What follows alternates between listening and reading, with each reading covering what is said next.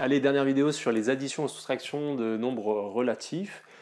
Ici, on a même des décimaux. Donc ça, c'est pas souvent qu'on retrouve ça au contrôle, mais on l'a déjà vu, donc on peut se le faire. Ça vaut peut-être le coup de le faire pour certains. Donc, on y va, c'est parti. Alors là, juste rappel, c'est quoi les crochets? C'est quand vous avez des parenthèses, enfin c'est quand vous avez des parenthèses de parenthèses, plutôt que mettre des parenthèses dans des parenthèses de parenthèses, on ne sait plus où on en est. On va mettre des crochets pour différencier les parenthèses qui sont à l'extérieur. Ok. Donc le 7, c'est ce qui est à l'intérieur de tout ça, de ce qui est les crochets, c'est ça qui est prioritaire. Donc on va s'occuper à tout ce qui est à l'intérieur. Et en plus à l'intérieur, il y a des parenthèses. Donc on va s'occuper des calculs qui sont à l'intérieur des parenthèses là. Là il est tout seul, donc on a juste enlevé la parenthèse. Et c'est parti. Donc là, comme je vais enlever les parenthèses là et là, je peux transformer ces crochets en parenthèses. D'accord? Donc 5,5 moins 6, ça me fait moins 0,5, ok? C'est comme si je faisais 6 moins 5,5 et je mettais un moins devant. Le 34, ça reste 34. Le plus moins, ça fait un moins 2,2. Ça marche? Est-ce que jusqu'ici tout va bien? Oui? Ok, on enchaîne, allez.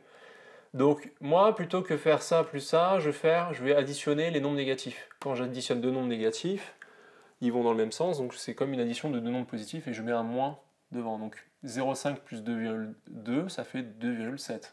Bien vu. Donc tout ce qui est calcul de nombres décimaux, si c'est problématique de le faire comme ça de tête, je l'ai déjà dit dans la vidéo d'avant, posez-vous, donc là j'ai 2,2 plus 0,5, posez-vous comme ça. Je ne vais pas faire la démonstration ici, parce que ça c'est vu et revu, normalement en troisième on sait faire ça. Comment j'additionne les décimaux, enfin les dixièmes ensemble, les unités ensemble, attention aux retenues, etc. Mais je ne vais pas le montrer à chaque fois, parce que vous allez voir, on a plusieurs fois ce genre de calcul. Le but ici c'est surtout comment on gère les parenthèses, les signes, avec les rationnels. Ok?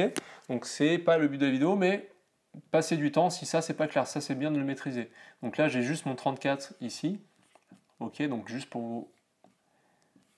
Donc là c'était la somme de ça et ça ici, et le 34 il va là. Je sais pas si c'est très clair schématiquement avec mes petits traits là, mais c'est ce que j'ai fait. Ok?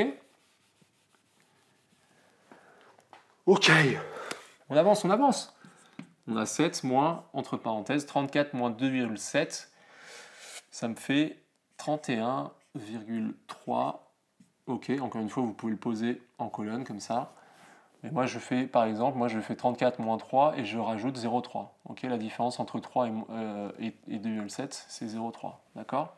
Donc négatif, donc ça s'enlève. Bref, c'est ma façon de faire, chacun sa façon de faire, et votre façon de faire.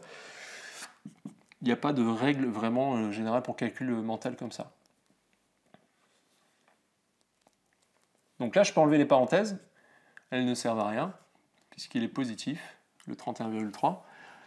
Là, ça fait un peu mal à la tête, mais ça fait quelque chose du... Donc c'est négatif, forcément.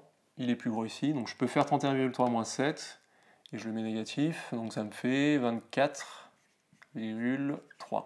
Encore une fois, voilà, c'est pour ça que je ne vais pas détailler tous ces calculs, ça serait long. C'est pas le but de la vidéo. Mais entraînez-vous à bien calculer avec ces décimaux. Bon, ça c'est assez rare qu'on demande en contrôle quand même de faire des calculs comme ça. C'est souvent avec les entiers qu'on va vous le demander.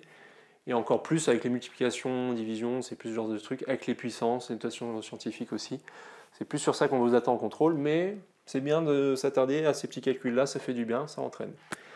Faites des exercices du coup, hein, on triche pas, hein, et on se retrouve tout de suite avec des produits de nombres relatifs.